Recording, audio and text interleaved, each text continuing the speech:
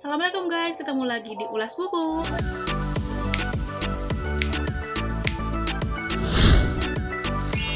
Pada tahun 2021 lalu, ada sebuah lomba penulisan novel yang waktu itu aku ikuti, tapi sayangnya aku kalah sejak masih premis. Nah, buku yang kali ini aku ulas adalah buku yang jadi juara satu lomba itu gitu. Lombanya judulnya adalah Belia Writing Marathon dan temanya saat itu adalah Beyond the World. Nah, buku ini tuh satu sisi kayak ngingetin aku dengan lomba sebelumnya, BWM juga, yaitu BWM 3. Kalau ini kan BWM 4 nih. Nah, waktu di BWM 3 juara satunya itu udah pernah aku ulas bukunya, dan di saat itu buku juara satunya itu mengangkat ada unsur horornya.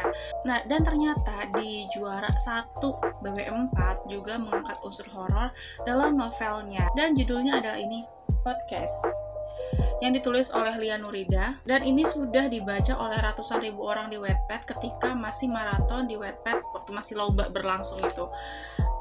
Juara satunya udah rilis bukunya beberapa bulan lalu dan aku ikut pre-ordernya. Jadi kita langsung aja ulas buku ini.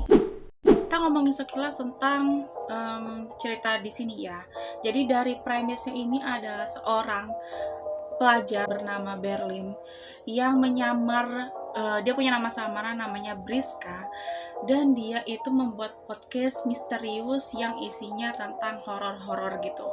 Dia tertarik banget dengan unsur-unsur mistis, dan dia itu suatu hari ada salah satu episodenya itu yang ternyata ada suara mistis di dalamnya, ada orang minta tolong gitu. Suaranya itu tipis dan hanya orang-orang yang ngedenger yang jeli itu yang bisa nangkep ternyata ada suara itu di dalam podcastnya. Sebagaimana konten-konten viral pada umumnya, ternyata episode yang waktu itu mengandung pro kontra yang membuat dia tuh tertekan karena ditekan kanan kiri, dan membuat dia tuh kayak galau gitu deh. Tapi itu satu sisi dia ingin membuktikan kalau itu tuh di luar kendali dia alias nggak settingan. Bagaimana orang-orang lain yang punya konten viral-viral gitu, pasti kan ada yang bilang itu settingan, itu bohongan, dan Berlin itu ingin membuktikan kalau misalnya dia nggak settingan di episode yang itu. Di saat yang bersamaan dia punya teman namanya Cairo. Cairo ini indigo, tokoh yang indigo dan yang bisa melihat makhluk halus gitu, dan di situ dia bisa membedakan mana itu adalah bohongan atau enggak gitu, karena Cairo ini tuh tahu suara-suara itu ternyata ketika mendengar pertama kali siaran itu. Dia langsung mendefinisikan kalau itu tuh bukan suara settingan, dia tahu siapa yang ngomong. Karena si Berlin ini tidak hanya ditekan dari teman sekolahnya gitu, kan teman sekolahnya nggak ada yang tahu, cuman teman-teman ini tuh pada bilang kan settingan, ini kayaknya suara Sofia deh, karena Sofia ini adalah hantu penunggu sekolah mereka, dan track recordnya Sofia ini adalah suka gangguin anak-anak, terus punya cerita misterius beberapa tahun silam. Terus juga ada kasus yang ditutupi dari kematian Sofia, makanya dia jadi arwah gentayangan gitu, kayak arwah penasaran lah ya kalau bahasa kita. Disitulah si Berlin ini jadi ingin membuktikan apakah ini Sofia atau bukan, sedangkan Cairo tahu Sofia ini bentuknya seperti apa dan dia ada di mana. Mungkin di antara teman-teman penasaran ya, apakah penelusuran ini berhasil gitu, apalagi sosok Sofia ini digambarkan kan sebagai hantu. Dan ternyata ini aku kasih tahu tipis-tipis ya, nggak mungkin aku bongkar secara banyak.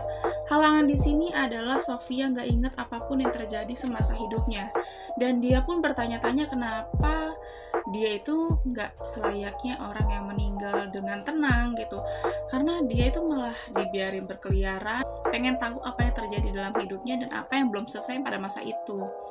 Disitulah penelusuran dimulai. Ternyata penelusuran itu tidak hanya mengangkat kisah-kisah romansnya Sofia pada masa lalu, apa yang terjadi pada masa dia sekolah. Ternyata di situ ada mengungkap kisah konspirasi lah di dalam kematian Sofia yang membuat dia meninggal secara mengenaskan. Konspirasinya seperti apa? Konspirasinya itu ada terjadi di sekolah-sekolah pada umumnya. Karena Sofia ini penasaran dan dia ini tahu Kairo bisa ngelihat dia, otomatis Sofia itu berharap banget Kairo beserta Berlin itu mau menelusuri apa yang terjadi pada dirinya supaya dia tuh bisa tenang melakukan perjalanan setelahnya. Maksudnya dia nggak gentayangan lagi nih kayak arwah gentayangan pada umumnya. Jadi dia minta dua orang itu untuk jadi penelusur mereka gitu, atau jadi detektif apa sih yang terjadi pada Sofia waktu itu. Kalian penasaran gak guys dari apa yang udah aku jabarin tentang ceritanya? Jadi kalau misalnya kalian masih kurang yakin nih, aku akan ngeweberin apa yang aku sukai dari buku ini. Jadi kan dari buku ini ada hantu-hantunya, ada orang indigo.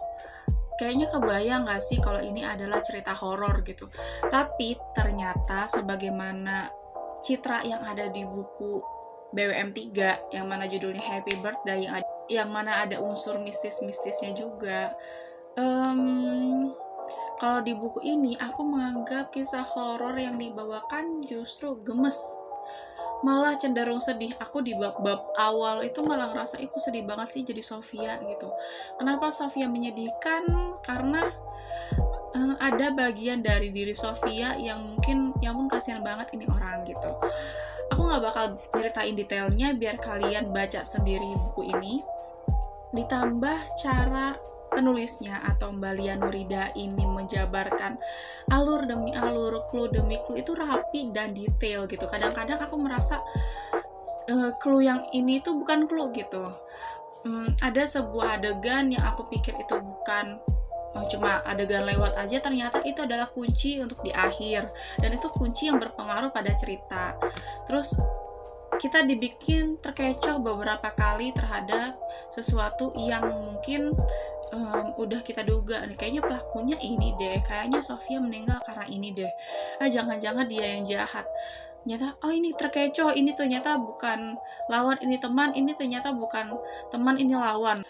Dan biasanya nih guys, pengalaman aku membaca novel-novel romance pada umumnya, ketika kita membaca cerita remaja, biasanya ada penggambaran karakter orang dewasa, misalnya entah orang tuanya, entah gurunya, atau orang-orang dewasa di lingkup remaja pada cerita itu tidak digambarkan sedewasa seharusnya. Tapi di buku ini aku bisa relate gitu, bahkan dialog-dialog guru-gurunya ketika ingin menghadapi Berlin dan Kairo, bagaimana itu kayak realistis karena guru pada umumnya itu akan berbicara seperti ini. Cara menengahi kasus yang terjadi, apalagi podcast itu viral, pasti berdampak pada sekolahan. Dan sekolahnya ini adalah sekolah besar yang harusnya dijaga erat gitu, citranya, terus dedikasinya kepada masyarakat, apalagi mereka menerima dana-dana dari donatur. Karena dengan viralnya podcast ini otomatis akan berpengaruh pada donasi-donasi yang masuk kepada sekolah. Oleh karena itu, pas lagi digambarkan ada masalah apa aja dan bagaimana guru-guru itu menghadapi anak remaja, itu menurut aku relate banget, karena guru-guru orang dewasa pada umumnya akan berbicara seperti itu, akan menyelesaikan seperti itu gitu. Bahkan gak semuanya bisa menyelesaikan dengan bijak, bahkan ada yang menekan dan lain-lain. Itu yang digambarkan serealistis itu. Apa aja masalah orang dewasa yang ternyata berdampak pada murid, itu tuh kayak mungkin banget deh terjadi. Dan mungkin kalau kalian baca ini, kalian juga merasakan relevansinya. Kenapa aku bilang gemes dengan buku ini? Karena proporsi romansnya digambarkan dengan sangat menarik sebagaimana remaja pada umumnya. Aku termasuk orang yang akan merasa jenuh, akan merasa geli terhadap cerita-cerita yang cringe gitu, yang romansnya terlalu tidak digambarkan dengan baik, jadinya isinya picisan-picisan biasa yang terlalu memaksa kadang-kadang. Tapi di buku ini ada beberapa bagian yang aku justru kayak berbunga-bunga, kayak ikan gue bukan remaja lagi, tapi ngerasain kayak Kairo tiba-tiba ngomong aku kamu ke Berlin aja, aku kayak lucu banget sih nih, kayak segitu aja bisa lucu gitu, dan ngegemesin gitu bagaimana mereka memecahkan masalah sama-sama, bagaimana jalinan chemistry satu sama lain itu dibangun dengan bukan hal-hal yang cringe lagi gitu, bukan hal-hal yang picisan yang pasaran, tapi natural aja, dan itu bisa terjadi pada siapapun ketika menghadapi sesuatu dengan bersamaan.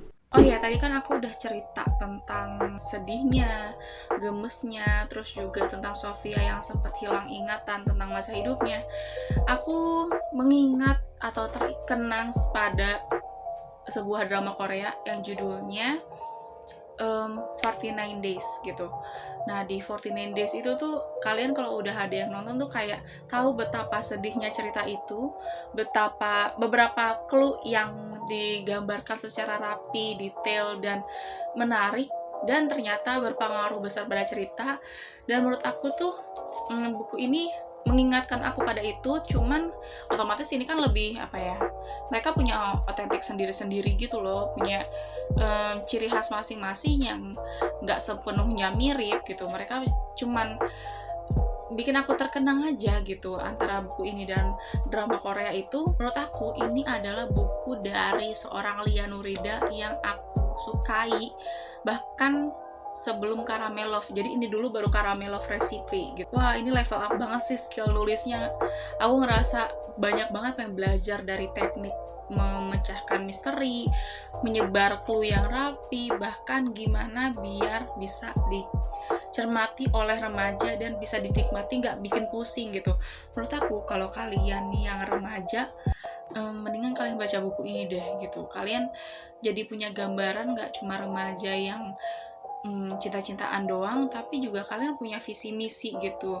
Bagaimana passionnya Briska atau Berlin, bagaimana passionnya Sofia pada masa hidup. Jadi buku ini bisa kalian beli di toko buku terdekat, udah tersebar juga. Waktu itu aku beli di e-commerce dengan harga yang di diskon. Jadi kalian bisa beli di situ, dan jangan lupa beli yang asli. Jadi karena ini buku bagus banget, kan sayang banget ya kita beli bajakan, nanti akan lepas-lepas lah, jadi nggak ada garansinya sama penerbit gitu deh. Jadi jangan lupa beli buku yang asli, dan sampai ketemu di video selanjutnya. Wassalamualaikum warahmatullahi wabarakatuh.